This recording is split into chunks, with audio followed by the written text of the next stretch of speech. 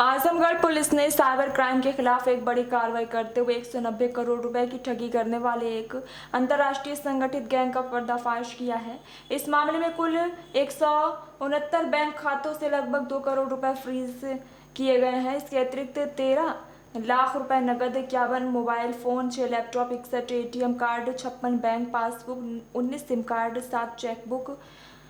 3 आधार card और 1 जियो fibre router भी बरामद किए हैं। पुलिस अधीक्षक हेमराज मीना के निर्देशन में चलाए जा रहे विशेष अभियान के तहत 25 नवंबर को थाना साइबर क्राइम की पुलिस टीम ने रेड्डी, अन्ना, लोटस और महादेव जैसे प्रतिबंधित ऑनलाइन ऐप के जरिए ठगी करने वाले गैंग का पर्दाफाश किया। गैंग सोशल मीडिया प्लेटफॉर्म जैसे इंस्टाग्राम, व्हाट्सएप, मेटा और टेलीग्राम पर विज्ञापन देकर लोगों को फंसाता था। एसपी हेमराज मीना ने बताया कि गैंग पीड़ित के पैसे दोगुने या तिगुने करने का लालच देकर उनके लॉगिन आईडी बनाता और ऑनलाइन गेम्स के उनके खाते से पैसे निकालकर फर्जी खातों में लगातार ये उनसे सब लोगों से कांटेक्ट में रहते थे और अपने जैसे ही इनको पता चला कि आज का जितना प्रॉफिट हुआ 5 लाख 10 लाख, उसको फिर ये फाइनली शाम में वहाँ से विड्रॉ करके और अपने अकाउंट्स में ये ट्रांसफ़र कर देते थे। तो इस तरीके से ये काफ़ी एक बड़ा एक गैंग था और इसमें हमारी जो साइबर थाने की जो टीम है, एएसपी साहब हैं जो कि उसके नोडल हैं, इसके अलावा जो सीओ सिटी हैं, एसपी सिटी साहब हैं, इन सब लोगों ने इसमें काफ़ी मेहनत किया, तब जाके इनकी बारीकी हम लोगों को समझ में आई और उसके बाद में इन सभी को आज गिरफ्तार किया जा रहा है। गिरफ्तार करके इनको जेल भी भेजा जा रहा है और इनके आगे भी हम लोग जो अभी तक इसमें क्योंकि सिर्फ 3 लाख रुपए की बरामदगी हुई है, बाकी 2 करोड़ रुपए हम लोगों ने फ्रीज कराया है, जबकि इनका टोटल ट्रांजैक्शन हमने देखा है तो करीब 190 करोड़ का है। तो जो फाइनली जो लोग इसमें और आगे इनके जुड़े हुए हैं, जो लोग इनको ऑपरेट करते थे ऊपर लेवल से, उन सब पे भी हम लोग उनकी आइडेंटिफिकेशन कर रहे हैं, उनके अकाउंट्स का एनालिसिस करके और इन सब चीज़ को भी हम क्लियर करेंगे और इसमें आगे इनमें गैंगस्टर एक्ट की भी कार्रवाई होगी क्योंकि ये काफ़ी ऑर्गेनाइज तरीके से ये घटना को अंजाम दे रहे हैं। सर अभी तक ये कितने लोग पे ठगी कर चुके हैं, लगभग कितने लोग काउंटिंग में भी आते हैं? देखिए लगातार ये लोग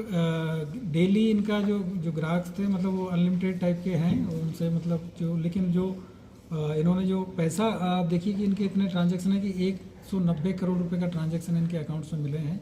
तो ये तो हमको प्रथम दृष्टया अभी तक जो इनके अकाउंट डिटेल मिली है जो इंस्टेंटली उससे जानकारी मिली, बाकी हम और इनके अकाउंट का ट्रांजैक्शंस कितने हुए हैं उनका एनालिसिस करेंगे और किस किस लोगों ने किन किन टाइम पे इनके साथ में जो इनको मोबाइल का जो डेटा है वो भी हम लोग उसको भी एनालाइज कर रहे हैं कि कितने लोगों से इन्होंने व्हाट्सएप पे और इंस्टाग्राम पे कांटेक्ट किया, किन लोगों ने इनके यहाँ पे आईडी खोली, कितने रजिस्ट्रेशन इन्होंने कराया, तो उसके आधार पे आगे की जो चीज़ें उसमें की जाएगी। लेकिन सर जिस तरीके से ये पब्लिक से जुड़ा मामला है और इनोसेंट लोग समझ नहीं पाते हैं, तो अवेयरनेस के लिए किस तरीके से लोगों को सचेत करना चाहेंगे सर? देखिए मेरा सबसे कहना है आपके माध्यम से कि साइबर फ्रॉड आज की डेट में हम सब लोगों के जीवन में बहुत बड़ी समस्या है और हर आदमी ये चाहता है कि उसको बेनिफिट हो जाए बैठे बैठे। तमाम इस तरह के कॉल्स आते हैं और उसमें बोलेंगे कि आपको घर बैठे आप पैसा कमाइए, आप वर्क फ्रॉम होम करके आप पैसा कमाइए। इस तरह के जितने भी प्रलोभन वाले जो कॉल्स आते हैं या आप इंस्टाग्राम पे और जो फेसबुक पे और इसके अलावा जो व्हाट्सएप पे जो तमाम जगह जितने भी जो सोशल मीडिया के प्लेटफॉर्म्स हैं वहाँ पे तमाम इस तरह के एडवर्टाइजमेंट मिलते हैं, यूट्यूब पे इस तरह के एडवर्टाइजमेंट मिलते हैं और उसमें विशेष तौर से जो हमारे नई उम्र के जो लड़के हैं जो कि जो इस चीज़ को समझते भी हैं और उसको लगता है कि बहुत टेम्पटेटिंग ये होता है, वहाँ पे जाके शुरुआत में उनको काफ़ी से कई बार बेनिफिट भी हो जाता है क्योंकि प्रलोभन देने के लिए पहले आदमी को कुछ ना कुछ बेनिफिट देना पड़ता है और उसके बाद में ये लोग उसको फिर इमोशनली और फाइनेंशियली ब्लैकमेल करके और उससे ना केवल पहली बार उससे गेम खिलाते हैं बल्कि उसको इस तरह के जाल में फंसाते हैं कि वो आदमी वहाँ से निकल नहीं पाता है और फाइनली आप सभी देख रहे हो कि लगातार इस तरह की घटनाएं आ रही। तो मेरा आप सबसे ये कहना है आपके माध्यम से जितने भी हमारे जो लोग हैं कि इस तरह के जो भी टेम्पटेटिंग जो चीज़ें हैं उनके बारे में बिल्कुल भी मतलब आकर्षित ना हो। ऐसी जगह ना ही अपना कोई आईडी बनाए, ना ही अपना बैंक की कोई डिटेल्स दें, ना ही इस तरह के लोगों के चक्कर में आए क्योंकि आपको शुरुआत में हो सकता है बेनिफिट दिखे लेकिन फाइनली बेनिफिट नहीं होगा। इस तरह के तमाम जो ऐप्स हैं, तमाम जो एडवर्टाइजमेंट है वो आपको इंस्टाग्राम पे मिलेंगे, फेसबुक पे मिलेंगे, उनको बिल्कुल भी रिकॉग्नाइज ना करें, उनको बिल्कुल भी आप लोग उसमें कहीं भी कोई लिंक है उसको क्लिक ना करें, कहीं भी जाके उसमें डिटेल में अपना जो मोबाइल नंबर है, अपना अकाउंट नंबर की डिटेल है, ये सब चीज़ें बिल्कुल भी ना दें और इस तरह की चीज़ों में बिल्कुल भी ना फंसे क्योंकि फाइनली इसका रिजल्ट यही होता है कि पहले हमारा पैसा जाएगा, फिर आएगा, फिर उसके बाद में फिर वापस कभी नहीं आएगा। ठीक। अपराधी गिरफ्तार किए गए हैं सर, क्या है पूरा ये प्रकरण? देखिए आज थाना जो साइबर पुलिस है उसमें 11 अभियुक्तों की गिरफ्तारी की गई है जो कि यहाँ जनपद आजमगढ़ में कोतवाली थाना क्षेत्र में रह के है और इनके द्वारा एक कॉल सेंटर यहाँ पे खोल रखा था और वहाँ से ये लोग साइबर फ्रॉड कर रहे थे जिसमें जो कुछ प्रतिबंधित ऐप्स हैं, रेडी, अन्ना, लोटस और महादेव के नाम से, जिसमें कि ऑनलाइन जो गेमिंग है उसके माध्यम से ये लोगों के एडवर्टाइज़ करते थे व्हाट्सएप पे, इंस्टाग्राम पे, फेसबुक पे। उसके बाद में उन लोगों को इनवाइट करके और फिर उनकी आईडी बनवाते थे, और आईडी बनवाने के बाद में फिर उनसे गेमिंग में ये लोग पैसा लगवाते थे। और इनका जो गेमिंग के जो रूल्स हैं वो उस हिसाब से सेट किए हुए थे कि आदमी को पहली बार 1-2 बार उसको प्रॉफिट होता था, और उसके बाद में वो थोड़ा सा लोभ लालच में आके और उसमें एक्स्ट्रा मनी जब जैसे इन्वेस्ट करता था, जब गेम खेलता था, तो उसके बाद में वो वहाँ से हार जाता था। और इस तरीके से इन लोगों ने बड़ी संख्या में लगातार पिछले कई महीनों से ये लोग ये काम कर रहे थे। और अब तक के जो इनके अकाउंट के ट्रांजैक्शन हम लोगों ने किए हैं, तो इसमें 169 जो बैंक अकाउंट्स इनके मिले हैं, जिनमें 2 करोड़ रुपए तो फ्रीज कराए गए हैं। इसके अलावा इनके पास से कुल 35 लाख रुपए का जो सामान है वो बरामद किया गया, जिसमें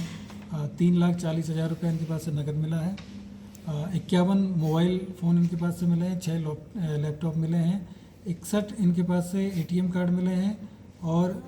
करीब 56 बैंक की जो पासबुक से इनके पास से बरामद हुई है। 19 इनके पास से सिम कार्ड मिले हैं, 7 चेकबुक मिली हैं, और इसके अलावा आधार कार्ड और एक जियो का एक फाइबर वाला जो इनके पास राउटर मिला है। अब तक की जो इनके हमने सारी डिटेल्स चेक की, उसके हिसाब से करीब 190 करोड़ रुपए की इन्होंने इस तरह से इस बीच में जो साइबर ठगी है ये गेमिंग ऐप्स के माध्यम से की है। और इसमें जो अभियुक्त हैं जो गिरफ्तार किए गए हैं, 11 अभियुक्त गिरफ्तार किए गए, जिसमें 6 बिहार के हैं, नहीं 2 उत्तर प्रदेश से 6 हैं, बिहार से 2 हैं, उड़ीसा से 2 हैं, मध्य प्रदेश से 1 हैं। और इसके अलावा इनके जो विरुद्ध देश में करीब 71 जो साइबर ठगी की जो NCRP जो पोर्टल है वहाँ पे इनके विरुद्ध कंप्लेंट इनके मिली है। और ये जो लोग हैं 11 लोग हैं, इनमें एक राम सिंह नाम से है जो कि थाना कोठीभार जिला महाराजगंज के रहने वाले हैं उत्तर प्रदेश के। एक संदीप यादव है जो थाना अदलाहाट जिला मिर्ज़ापुर के रहने वाले हैं। एक विशाल दीप है, ये थाना के गांव जिला कालाहांडी उड़ीसा के रहने वाले हैं। एक अजय कुमार पाल हैं, ये थाना सिंगवलिया जिला गोपालगंज बिहार के रहने वाले हैं। एक आकाश यादव है, ये थाना चंदबक जौनपुर के रहने वाले हैं। पंकज कुमार पांडे हैं, ये थाना बरगी जिला मध्य प्रदेश के जबलपुर मध्य प्रदेश के रहने वाले हैं। प्रदीप छात्रीय हैं, ये थाना बंगो गुंडा जिला ये बलांगीर उड़ीसा के रहने वाले हैं। इसके अलावा विकास यादव है, ये थाना अदलाट ये मिर्ज़ापुर के हैं। आनंदी कुमार यादव हैं, ये थाना कटोरिया जिला बांका बिहार के रहने वाले हैं। मिर्जा उमर बेग ये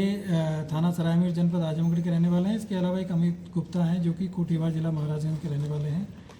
और इन सब इनके जो साथी हैं, 2 साथी इसमें वांछित भी किए गए हैं। एक विनय यादव हैं और एक सौरभ है जो कि एक बनारस के रहने वाले हैं, और एक का भी एड्रेस हम लोगों ने आइडेंटिफाई इनका करना शेष है। इस तरीके से ये जो पूरा गैंग है, यहाँ इन्होंने जनपद आजमगढ़ में थाना कोतवाली क्षेत्र में एक व्यक्ति से पहले मकान यहाँ पे किराए पे लिया, और उसमें उनको बोला कि हम लोग यहाँ पे कुछ ऑनलाइन क्लासेज लेते हैं। तो उस तरह से इन्होंने ऑनलाइन क्लासेज के नाम से यहाँ पे रूम किराए पे लिया, और फिर ये लोग वहाँ से बाहर मतलब ये जितने भी लोग हैं ये सब अलग अलग जगह से ट्रेनिंग दे के इन लोगों को यहाँ पे लाया गया था। और यहाँ पे ये 24/7 इनका जो गेमिंग का जो काम था वो चलता था। रात में भी इनकी ड्यूटी रहती थी और दिन में भी ड्यूटी रहती थी। अभी तक जो लोग पकड़े गए हैं प्रथम दृष्टया ये वो लोग हैं जो कि एक्चुअल में उस पोर्टल को हैंडल करते थे, और जो भी बेनिफिट होता था उसको फिर ये लोग इनके पास जो अकाउंट्स थे उन अकाउंट्स में ट्रांसफ़र करते रहते थे, और कई लेयर में जाके फिर ये लोग लास्ट में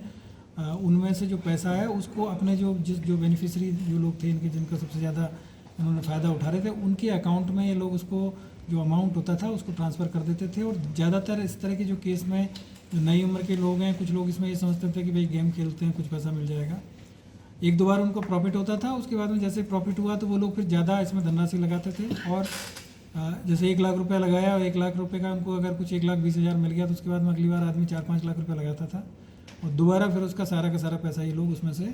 उस तरह का इन्होंने उसमें जो प्रोग्रामिंग किया हुआ था उस गेम के अंदर कि आप 2-3 बार में अगर पैसा कमा लियो तो अगली बार फिर आप कमा नहीं पाएंगे। और इनके पास में उस चीज़ का ये भी था कि अगर कोई व्यक्ति गलती से ज़्यादा पैसा इसमें कमा लिया, जैसे एक केस इसमें इन्होंने बताया है कि उन्होंने पहले 1 लाख रुपया लगाया, फिर उसके बाद में वो जीत गए, तो फिर इनको थोड़ा सा लगा कि उसके बाद फिर उससे दोबारा इन्होंने और पैसा उसको मोटिवेट किया। और ये जो लोग गेम खेलते थे उनके मोबाइल नंबर्स भी इनके पास में होते थे, उनको व्हाट्सअप के माध्यम से कॉन्टैक्ट भी करते थे,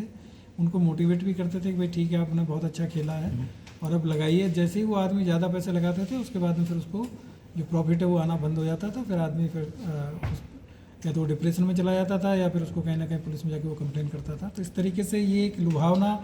ये गेम लोगों को खिलाते थे और उनको इमोशनली और उनको जो फाइनेंशियल बेनिफिट दिलाने के नाम पे उनको मोटिवेट करते थे और उसके बाद में उन सब के साथ में फ्रॉड करने का ये काम ये लोग कर रहे थे।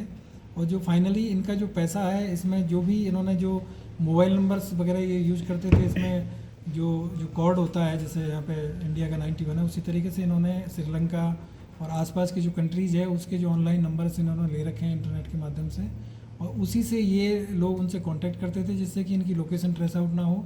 और ये पता ना चले कि ये लोग कहाँ से गेमिंग का जो काम है वो कर रहे हैं और कहाँ पे इन्होंने अपना कॉल सेंटर खोला हुआ है। तो सारे जो नंबर्स हैं और वो सब इंटरनेशनल कॉलिंग वाले नंबर हैं। और दूसरा जो लोग इन्होंने यहाँ पे लोकल जो हायर किए हुए थे उनका भी ये था कि इनके पास में इतने